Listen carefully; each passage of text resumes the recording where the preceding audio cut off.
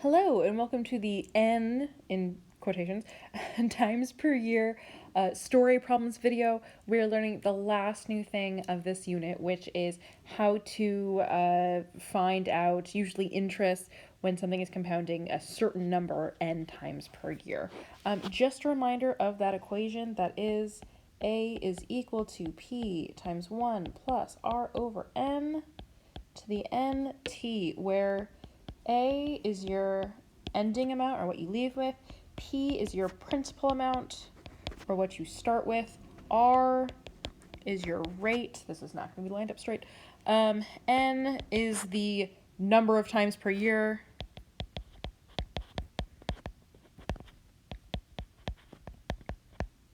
And then T in this case is your time, again, usually in years. So we're going to practice 4 different problems with you, looking at different amounts of time per year, number of times per year, just so we can really get the hang of this problem. So let's take a look at problem number 6.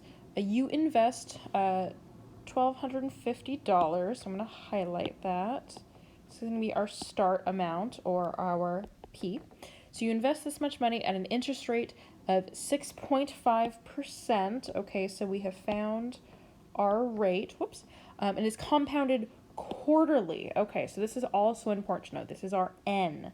This is our number of times per year.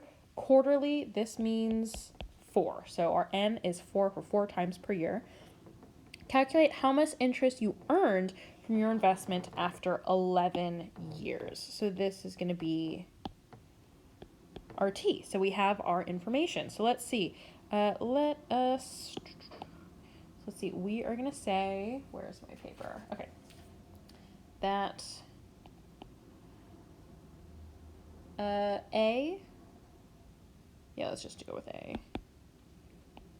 A is equal to 1,250 times 1 plus 0.065. Again, be careful of that percentage. It is not 0.65.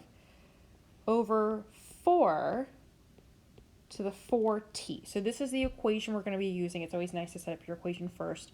And our t in this case is 11 years. So A, or our end amount, is 1,250 times 1 plus 0.065 over 4 to 4 times 11. I don't really have a lot of space for this problem, so I'm just going to give us the final answer. If you were to plug this in all at once, that's going to be $2,540.29. But this is actually not the answer to the problem. It doesn't ask how much we have in our account. It asks how much interest you earned. So how much interest did we earn? So we're going to take our final amount that we have,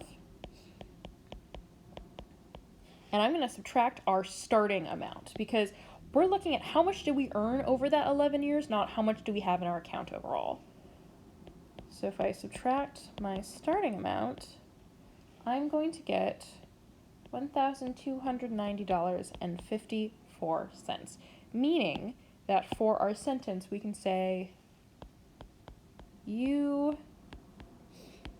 earned $1,290.54 in interest in 11 years. That's a lot of interest. So make sure you're really careful about what the question is asking. Let's try another problem. We're going to skip all the way down to problem number 9. So I'm going to move all of this.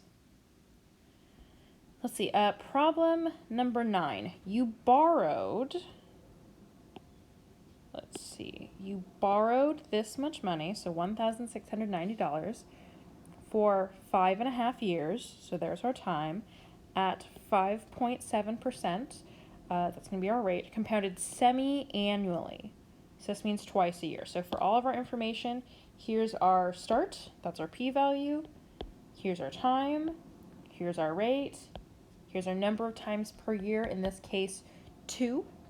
And the question is asking, what total will you pay back? So we're not looking specifically for the interest anymore. We're just, what's the total amount of money you have to pay back? Because you're going to also have to pay back the start amount. So let's just set up our equation to begin with. So we're going to have, am I looking at the right equation? Yes. So A, or let's call this A of t so we know what we're plugging in. A of t is equal to 1690 times 1 plus 0.057, so my rate, over my number of times per year, in this case 2, to the power of 2t. So this is the setup of our equation. Now our input, or our t, is going to be 5.5 or 5.5, however you want to say that. So we're going to say that A of 5.5 is 1690 times 1 point, oops, nope, false, go back, plus 0.057 over 2 to the power of 2 times 5.5. Multiply the 2 times the 5.5. We're going to get, let's see, 1690 times, let's see, 0.057 divided by 2. We're going to add that to 1. So it's going to be 1.0285. That's going to be to the power of 11. Once we plug that all into our calculator, we're going to get 2302.15. Or, if we were to write this in a sentence, you will pay back $2,302.12 in 5.5 years, or 5.5 years, however you'd like to say that. So it's really about, can you set up the equation, do you know what to put where, and then simplifying it down. You can plug it all into your calculator at once, I guess, but there's definitely room for error, especially with parentheses. So make sure that you're writing down your step-by-step, just so if there is a calculator error, I can't see you plugging into your calculator, but if I can see your steps, I know, okay, they have it right till here, they must have just plugged something in wrong. But let's try it again. Let's take a look at number 10. So let's see, your second mortgage of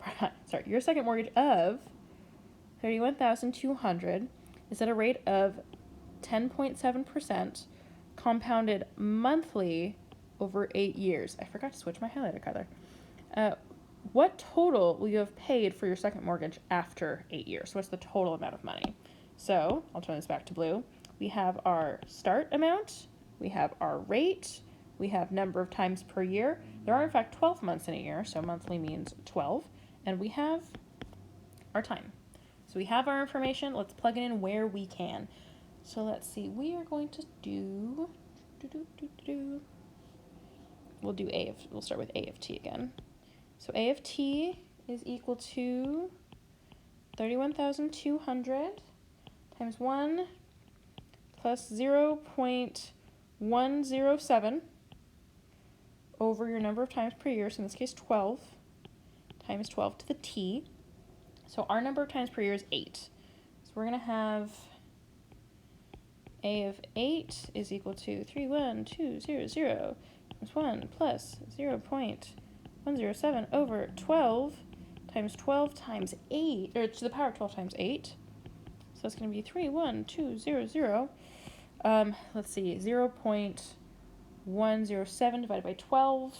Round to the fourth decimal place if you get a really long number. So we're going to say this is 1.0089, so rounding to the fourth decimal place. And then for our exponent, 12 times 8 is 96. And when we plug that into our calculator, we're going to get 7315. Oops, pardon me, I forgot a number. I also muted myself, sorry. 0.20. So our sentence could be, you will have paid $73,158.20 on your second mortgage after 8 years. Yay. So the reason when I go through these problems I like to highlight and label all the information they've given me is because sometimes we're not always looking for the end value. Sometimes we're given the end value and we have to go backwards. So for instance, for our last problem, let's take a look at problem number 11. So let's see, Brad has a government bond that will be worth, where's my highlighter? $10,588.13 in 7 years. The bond has an interest rate of 6% that is compounded semi-annually. What is the present value of the bond? Okay, so let's see what we are given. We're given the final amount, or the end amount. We're given our time, we're given our rate, and we're given our number of times per year, which in this case is 2. So if we're looking for the present value of the bond, what are we starting with? What is our P value? So we have to solve and work backwards. So let's do what we can. Okay, so we're going to say, with all of the information that we know, okay, we know the end amount, 10,588.13. We know that's going to be equal to our principal value, or our start value. We don't know what that is at the present time. It's 1 plus 0.06, so our rate of 6%, over our number of times per year, 2, to the power of 2t. Or in this case, that t is going to be 7 for 7 years. So let's keep going. So rewriting everything that I have. 2 to the power of 7. So let's simplify this the best that we can. We get our end amount here. Let's see, 0.06 divided by 2. That's going to be 0.03, so it's going to be 1.03 to the power of 14. Let's see if I put that to the power of 14. Whoops. If I put that to the power of 14, please round to the 4th decimal place. 1.5126. So in my calculator, I just did 1.03 to the power of 14. I'm going to divide both sides by 1.5126. I'm going to get that P is 700. Oh, pardon me. 1,000. I missed a 0. It's 7,000. So for our sentence, we can say the present value is what we're trying to find.